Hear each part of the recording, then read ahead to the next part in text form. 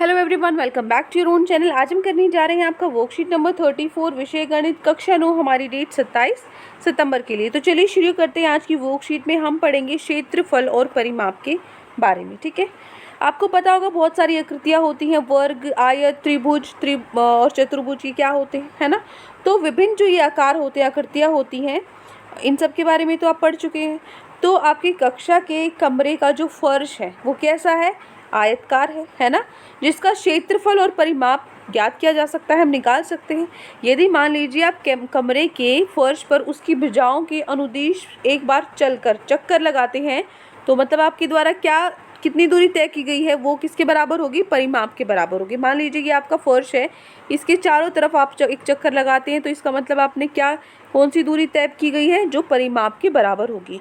तो आयत का परिमाप क्या होता है? 2 गुना में लंबाई प्लस में चौड़ाई। ये तो आप पहले भी पढ़ चुके हो छोटी क्लासेस में, है ना, बिल्कुल बेसिक है। पेरीमीटर क्या होता है? परिमाप क्या होता है? आयत का 2 गुना में लंबाई प्लस चौड़ाई। इसी तरीके से मान लीजिए आपका कमरे का फर्श का जो पूरा स्थान है, यानी फर्श की जो समतल सतह है, वो क्या होगा? फर्श का क्षेत्रफल होगा।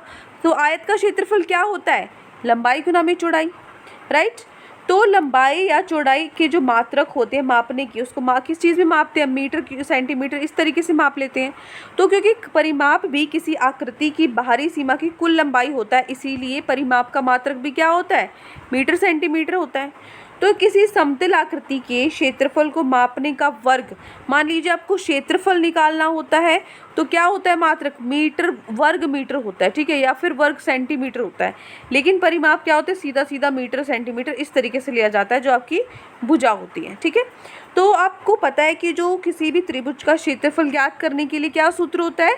क्षेत्रफल क्या होता है त्रिभुज का? त्रिभुज का क्षेत्रफल होता है हाफ, मतलब आधा गुना में आधार गुना में ऊंचाई।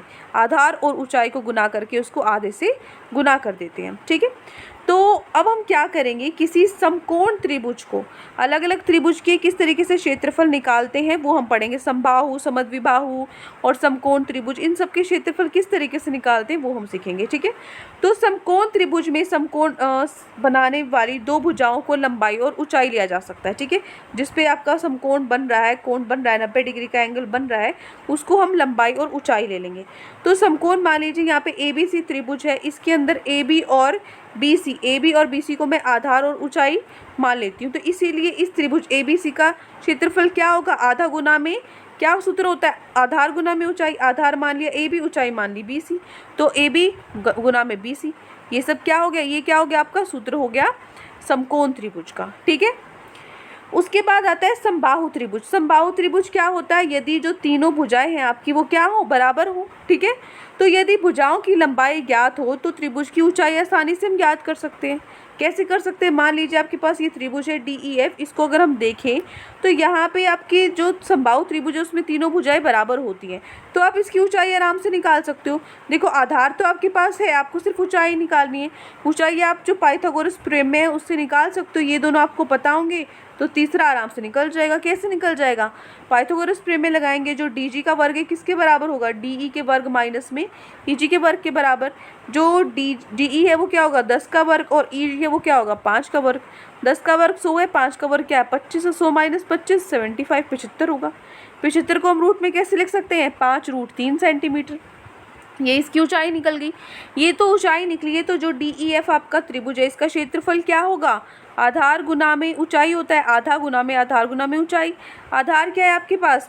तीनों भुजाएं कितनी है? 10-10 सेंटीमीटर है, तो आधार आपके पास 10 है, और ऊंचाई कितनी है? अभी हमने निकाली ऊंचाई 5√3 सेंटीमीटर है।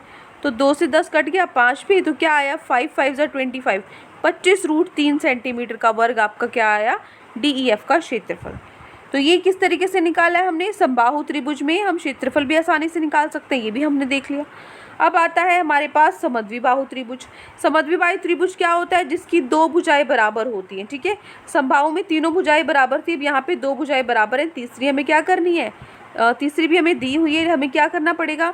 इसका भी क्षेत्रफल निकालना पड़ेगा। कैसे निकालेंगे? आसानी से निकाल लेंगे।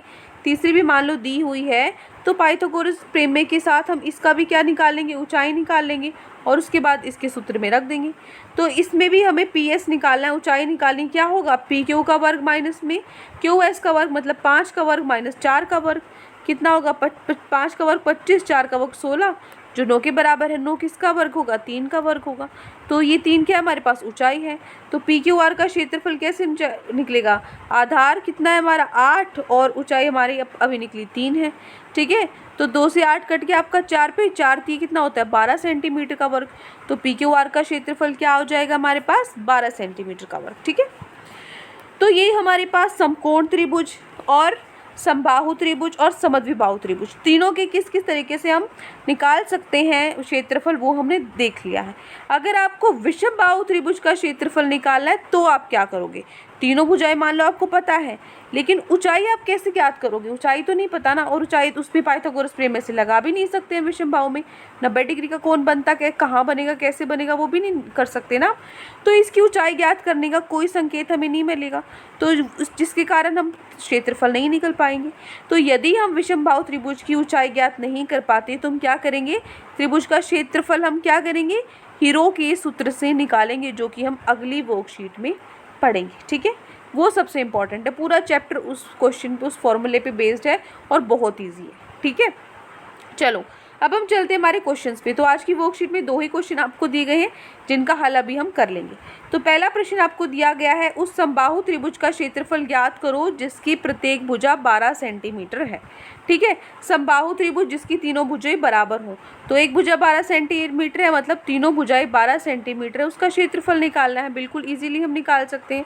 कैसे निकालेंगे? देखो, ये हमने बना लिया है एक समबाहु त्रिभुज, जिसमें हर सारी भुजाएं आपकी कितनी है? 12 सेंटीमीटर। ठीक है, 12 सेंटीमीटर है, तो हमें आधार तो पता है 12 सेंटीमीटर है, लेकिन ऊंचाई हमें निकालनी पड़ेगी। ऊंचाई निकालने के बाद मैं ये त्रिभुज लूँगी जिससे मैं ऊंचाई निकालूंगी। इसमें पाइथागोरस प्रमेय लगाऊंगी। जो AD का वर्ग है वो किसके बराबर होगा?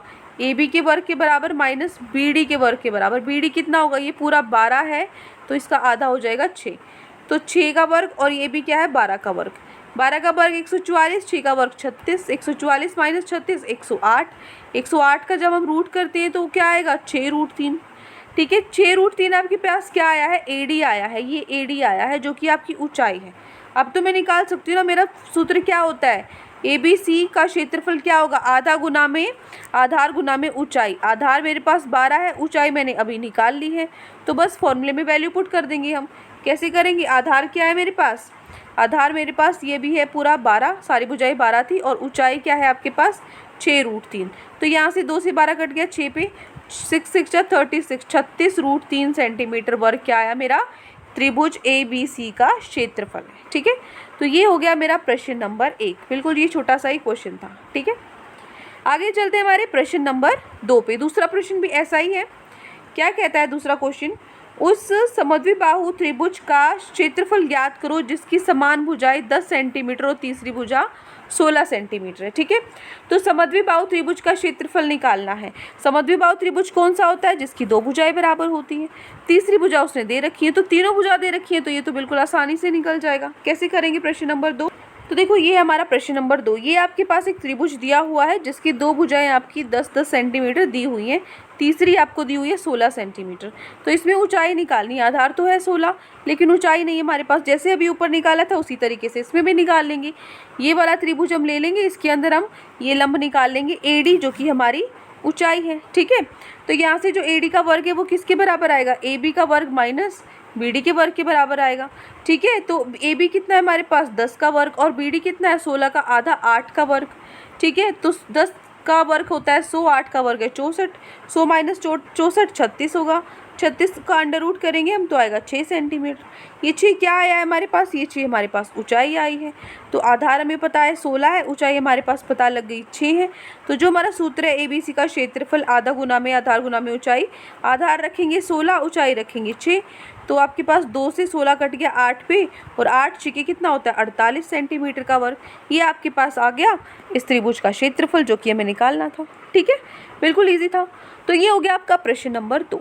तो ये 2 क्वेश्चन आज आपकी वर्कशीट में गिवन थे। आई होप आपको अच्छे से समझ में आ गए हैं। कोई भी डाउट है किसी भी क्वेश्चन में तो कमेंट सेक्शन में आप मुझसे पूछ सकते हैं, और अगर आपको लेक्चर अच्छा लगे तो चैनल को सब्सक्राइब कर सकते हैं, वीडियो को लाइक कर सकते हैं।